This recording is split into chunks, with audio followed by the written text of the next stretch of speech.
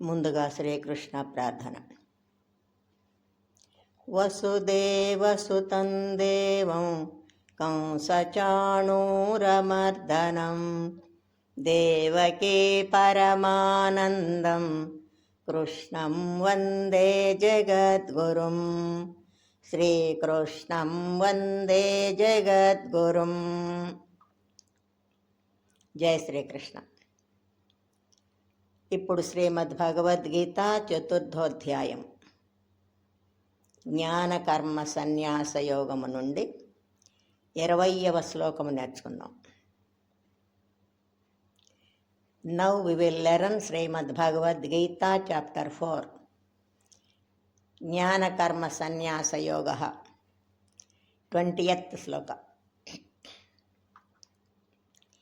త్యక్త్వా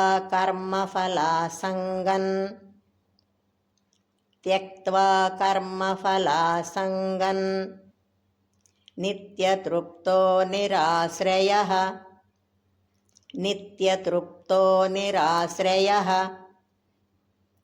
కర్మణ్యభిప్రవృత్తోపి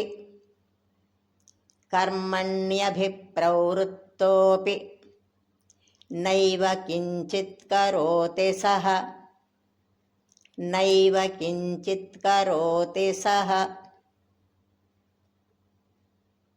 మళ్ళీ త్యక్త్వా కర్మఫలాసంగం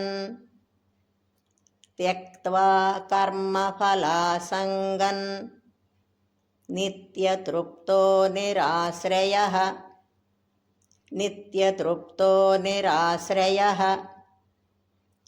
కర్మణ్యభిప్రవృత్తోపి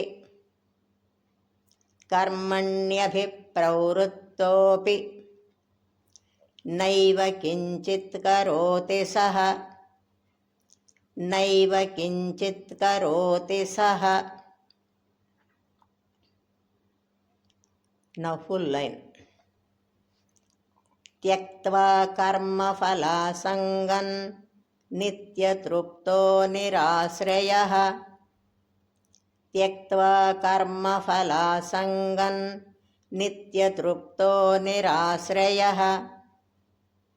కర్మణ్యభిప్రవృత్తోపి నైవ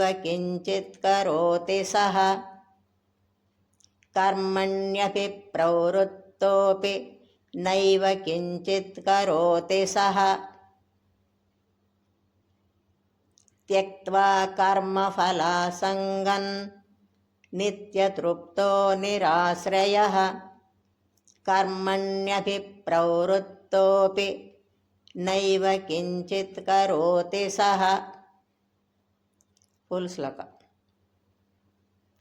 త్యక్త్వా కర్మఫలాసంగం నిత్యతృప్తో నిరాశ్రయః కర్మణ్యభిప్రవృత్తోపి నైవ కించిత్ కరోతి సహ.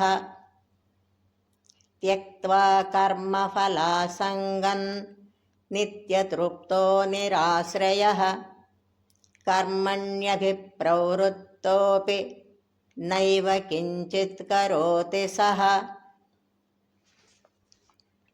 జయ శ్రీకృష్ణ. శ్రద్ధగా నేర్చుకొని రోజు పాడుకున్నాం. Let's learn diligently and sing daily. జై శ్రీకృష్ణ.